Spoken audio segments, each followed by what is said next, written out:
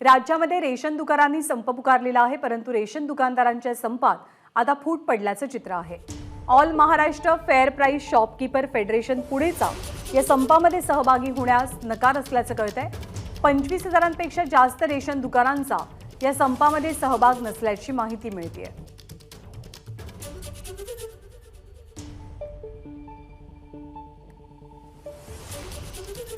जिल्हाध्यक्ष आहेत कापसेजी, काय आपण सहभागी नाही आहात, काय कारण आहे? या संदर्भामध्ये मागण्यांच्या संदर्भामध्ये माननीय आपल्या अधिवेशनावर 11 डिसेंबर रोजी मोर्चाचं आयोजन आमच्या all Maharashtra fair price shopkeeper federation Pune आमच्या राज्याचे अध्यक्ष गणपत डोळसे पाटील, सर्व विभागीय अध्यक्ष, सर्व जिल्हा अध्यक्ष यांच्या नेतृत्वाखाली साधारणतः 25,000 ते 30,000 लोकांचा मोर्चा हा आम्ही विधान भवनावर नागपूरला आयोजित केला होता। आणि त्यावेळेला माननीय राज्याचे अन्न नागरी पुरवठा मंत्री छगनरावजी भुजबळ साहेब यांनी आमच्या शिष्टमंडळाला भेट दिली आणि तुमच्या मागण्या रास्त असून आम्ही त्यासाठी प्रयत्नशील आहोत। तुमचं कमिशनची वाढ असेल, तुमच्या मशीनच्या बद्दल समस्या असेल, अनेक तुमचं ज्या काही अडचणी असतील त्या आम्ही निश्चित सोडू असं आश्वासन माननीय मंत्री महोदयांनी, राज्याचे मुख्यमंत्री, दोन्ही उपमुख्यमंत्री यांनी आम्हाला दिल्यामुळं आम्ही या संपामध्ये नाशिक जिल्हा तरी आणि बाकीचे जे सर्व आमचे फेडरेशन आहे महाराष्ट्र राज्याचं ते सहभागी नाही आहे।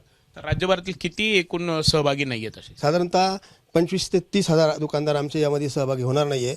हे जेव्हा संप करण्यात आला तेव्हा तुम्हाला विश्वासात घेतलं गेलं नाही का? नाही, त्यांनी आम्हाला आमच्या अध्यक्षांना पत्र द्यायला पाहिजे होतं की बुवा असं असं आपल्याला संप करायचा आहे। समोरच्या ऑल जे महासंघ आहे त्या संघाने आमच्या अध्यक्षांशी चर्चा केली नाही, आम्हाला पत्र दिलं नाही आणि म्हणून आम्हाला काय त्याचा राग नाही, पण जर सामंजस्याने मार्ग निघत असेल तर आंदोलन किंवा संप किंवा बंद करून हा मार्ग त्यामध्ये नाही। राज्य सरकाराशी चर्चा केली पाहिजे।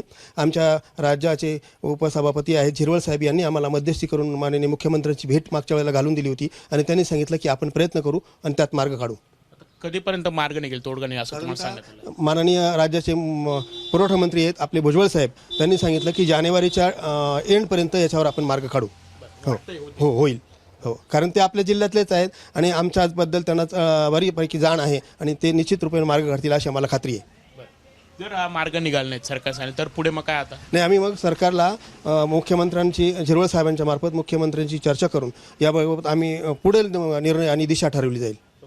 एकंदरीत आपण बघत आहोत की अशा पद्धतीने हा जो संप करण्यात आलेला आहे त्यामध्ये एकी नाही आहे, त्यांच्या संपामध्ये फूट ही पडलेली आहेत आणि सरकारने आम्हाला जानेवारीच्या एंडपर्यंत आश्वासने दिलेलं आहेत, तोडगा निघेल असं म्हटलेलं आहे आणि त्यांना थोडा वेळ द्यायला हवा असं त्यांचं म्हणणं आहे। कॅमेरामॅन मयूर बारगजेसह प्रांजल कुलकर्णी, एबीपी माझा, नाशिक।